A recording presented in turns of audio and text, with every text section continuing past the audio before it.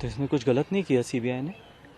जब गली गली में ठेके खोल रहे थे, एक नया स्कूल नहीं खोला, एक नया हॉस्पिटल नहीं खोला, जब हमारी पार्टी का हर एक कार्यकर्ता ज़मीन पे आके लड़ाई लड़ रहा था, जब मंदिरों के पास, गुरुद्वारों के पास, हर गली में जब महिलाएं प्रदर्शन कर रही थी, तब ये नहीं याद आई थी।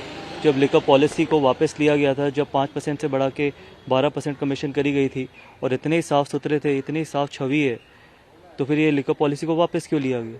बात होती है लिकर की, आप बात करते हैं शिक्षा की, सिर्फ इसको डाइवर्ट करने के लिए। एक इनका सीएम ने एक जवाब दिए लिकर पॉलिसी के ऊपर, बाहर आके जवाब क्यों नहीं देते? अगर इतने ही साफ सुथरे हैं इनके डिप्टी सीएम, तो आके जवाब देना लिकर पॉलिसी पे। हम बात कर रहे हैं लिकर की, बात कर रहे हैं एजुकेशन की, और एजुकेशन की भी अगर आप बात करो तो क्या किया एजुकेशन में, ये तो बताइए। तो मेरा मानना है कि जो भी सीबीआई कर रही है वो बिल्कुल ठीक कर रही है।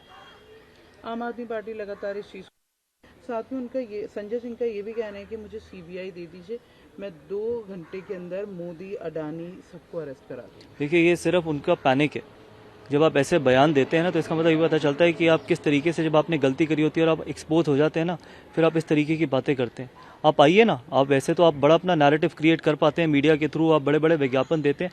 आप आके बताइए दिल्ली की जनता को, देश की जनता को, कि आपने लिकर पॉलिसी को वापस क्यों लिया था, आपने 5% से 12% क्यों बढ़ाया था।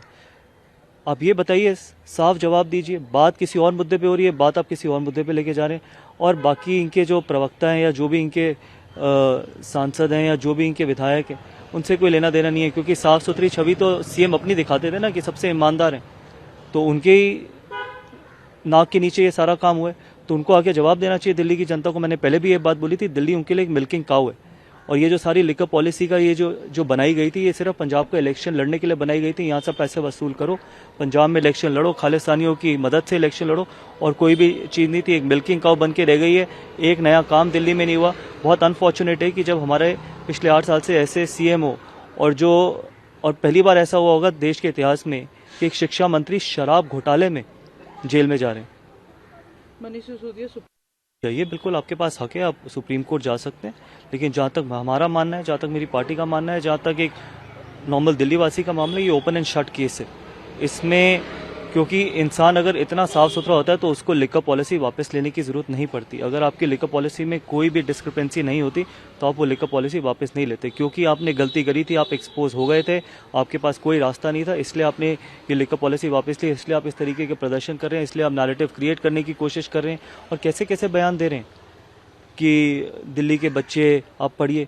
ये इमोशनल करने का टाइम नहीं। आपने पूरी ज़िंदगी पिछले 8 साल सिर्फ दिल्ली की जनता को इमोशनल किया है, पहले मुख्यमंत्री ने, अब उनके बाकी नेताओं ने। इमोशनल होने का टाइम नहीं है, सच बताने का टाइम है। आप एक्सपोज हो चुके हैं, और अब आपके पास, मेरे को नहीं लगता कि कोई भी रास्ता है, और जहां आपको जाना चाहिए वहीं आप जाएंगे।